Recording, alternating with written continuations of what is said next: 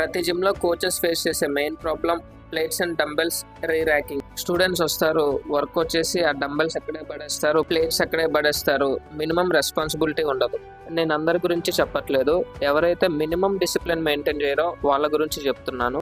Dumbbells rack చేయండి అని చెప్పినందుకే కొంతమంది స్టూడెంట్స్ మన జిమ్ వదిలి కూడా వెళ్ళిపోయిన వాళ్ళు ఉన్నారు. బాడీ బిల్డ్ చేయడం జస్ట్ వన్ స్టెప్ మామ, కానీ డిసిప్లిన్ మెయింటైన్ చేయడం అనేది మెయిన్ స్టెప్.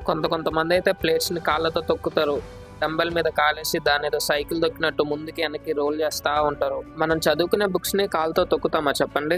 అలాగే జిమ్ అనేది ఒక స్కూల్, అందులో మనం నేర్చుకోవడానికి వచ్చాం. సో అందులో ఉన్న ప్రతి వస్తువుని మనం రెస్పెక్ట్ చేయటం నేర్చుకోవాలి. జిమ్ అనే కాదు, మనం ఎలాంటి స్పోర్ట్ ఆడినా, షటిల్ ఆడినా, క్రికెట్ ఆడినా, టెన్నిస్ ఆడినా, దాని నుండి మనం విద్య నేర్చుకుంటున్నాం కాబట్టి దానికి ఖచ్చితంగా రెస్పెక్ట్ ఇవ్వాలి. రెస్పాన్సిబిలిటీ లేకుండా జిమ్ చేసుకుని వెళ్ళే స్టూడెంట్స్ ఉంటారు, వాళ్ళు చేయకపోయినా కూడా రెస్పాన్సిబిలిటీ తీసుకొని కోచ్ కి హెల్ప్ చేసే స్టూడెంట్స్ కూడా ఉంటారు. ఫైనల్ గా నేను చెప్పేది ఏంటంటే, discipline is the real equipment. Respect the weights, respect your journey, and one day your body will respect you back. నాలా ఇబ్బంది పడే కోచ్లు ఎవరైతే ఉన్నారో కామెంట్ సెక్షన్స్ లోకి వచ్చేయండి, మాట్లాడేసుకుందాం. రీల్ నచ్చితే లైక్ చేయి, లేదంటే స్క్రోల్ చేయి.